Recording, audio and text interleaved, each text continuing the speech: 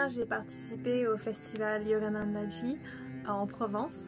Et ce qui m'a marqué le plus, ce sont vraiment les personnes que j'ai rencontrées là-bas, des méditateurs profonds, des yogis dévoués et des personnes qui m'ont vraiment inspirée à approfondir mon chemin spirituel.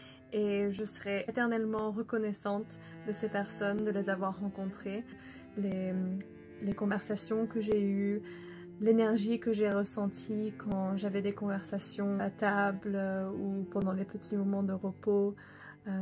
C'est vraiment des très belles personnes.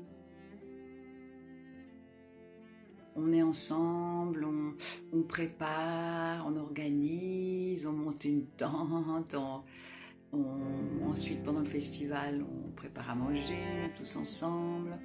Voilà, c'est très animé, c'est très joyeux et tout ça dans une grande simplicité et dans un cadre incroyable. Et ce qui me frappe particulièrement, l'aspect tellement contemporain de ces enseignements, l'idée de pouvoir au jour le jour avoir une spiritualité vivante. C'est un festival incroyable. Déjà parce qu'il se déroule dans un endroit incroyable, ça dépayse complètement. Ensuite, parce qu'il y a la qualité et la profondeur des enseignements, des ateliers qui sont basés sur les enseignements de Yogananda, qui sont des enseignements exceptionnels et qu'on connaît très peu en France.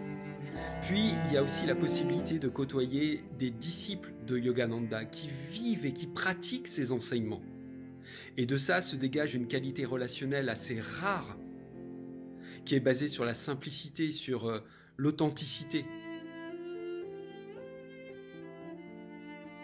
J'ai été très touchée par l'accueil aussi bien des organisateurs que des participants eux-mêmes.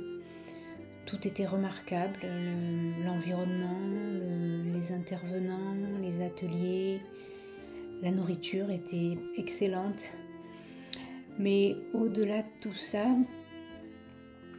il y avait une atmosphère très très particulière de bienveillance, d'ouverture, de générosité. Et ce qui m'a marqué, c'est le sentiment, un sentiment que j'ai découvert, que je connaissais toutes les personnes qui étaient là depuis très longtemps, alors qu'en réalité, je les rencontrais pour la première fois.